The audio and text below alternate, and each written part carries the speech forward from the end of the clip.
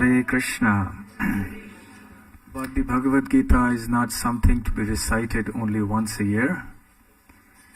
It has to be done every day. Of course, it may not be practical for us to recite the whole Bhagavad Gita every day, but at least a part of it we can certainly recite. Srila Prabhupada emphasized the recitation and study of the scriptures very much in his teachings. There is a verse in the Gita Mahatmya which says, Gita Shastramidam Punyam Yah Pathet Prayatah Puman Vishnu Padam Avapnoti Bhayashokadi Varjitaha, which means this Gita Shastram, this scripture called the Bhagavad Gita, which is very pious, idam punyam, yah pathet prayatah puman. Whoever recites this and studies this regularly, every day, Vishnu padam avapnoti, will attain to the supreme abode of Lord Vishnu or Lord Krishna. In other words, one can go back to the spiritual world. Bhayashokadi varjitaha, after having been completely freed from fear and lamentation and so on.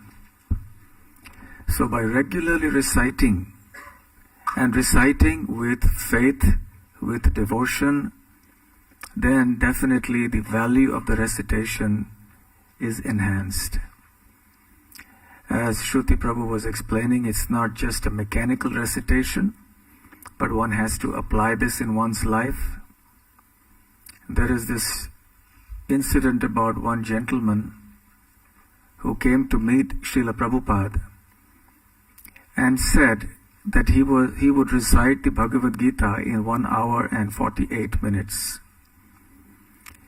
And Prabhupada understood that there was a tinge of pride in this gentleman's claim. So he said, it's fine, you can recite the Bhagavad Gita in 1 hour and 48 minutes, but can you live the Bhagavad Gita for 1 hour and 48 minutes?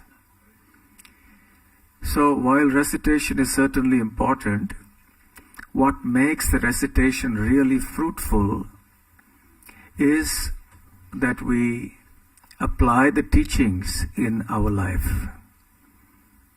Even if it is done mechanically or casually, there is some benefit.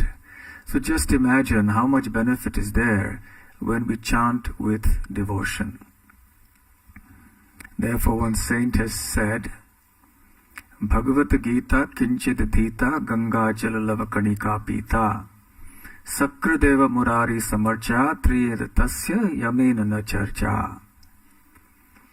If one recites the Bhagavad Gita only a little bit every day, if one drinks a little bit of water from the holy Ganga or the Yamuna every day, and one worships Lord Krishna or Murari even once every day, then there will be no quarrel or debate with the servants of Yamaraj. The Yamadutas will not come to us, and we will not have to argue with them. No, don't come to me. You should have gone to my neighbor, not to me. So they will never approach us. So in this spirit of devotion to Krishna, understanding the Bhagavad Gita to be non-different from Krishna, his sound vibration, we should begin this chanting. In the Gita Mahatmya of the Padma Puran, Krishna himself explains that the Bhagavad Gita is his deity. The first 5 chapters represent his 5 heads. The next 10 chapters represent his 10 hands. The 16th chapter represents his stomach, his navel.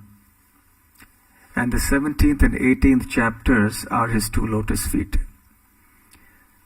So Bhagavad Gita is Krishna himself, completely non-different from Krishna. So when we chant the Bhagavad Gita, when we recite it If we do it with the understanding that we are in the association of Krishna through his sound vibration, and we do it with devotion and faith, then the results will come very, very quickly.